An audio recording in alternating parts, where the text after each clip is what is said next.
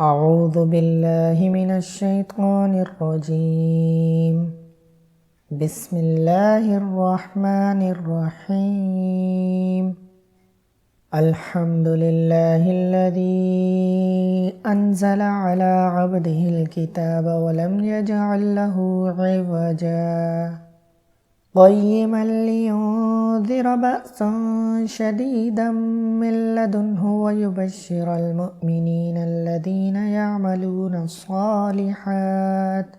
يعملون الصالحات أن لهم أجرا حسنا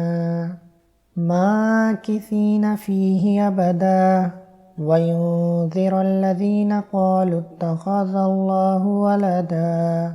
ما لهم به من علم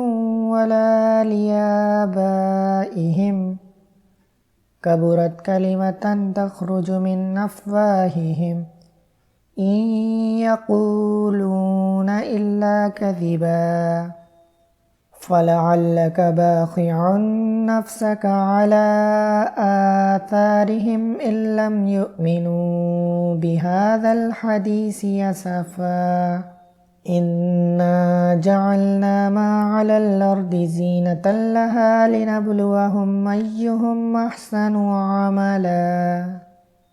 وإنا لجاعلون ما عليها صعيدا جرزا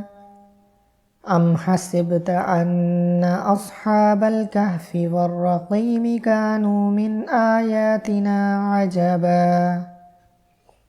إذ أوى الفتية إلى الكهف فقالوا ربنا آتنا من لدنك رحمة وهيئ لنا من أمرنا رشدا فضربنا على آذانهم في الكهف سنين عددا ثم بعثناهم لنعلم أي الحزبين أحصى لما لبثوا أمدا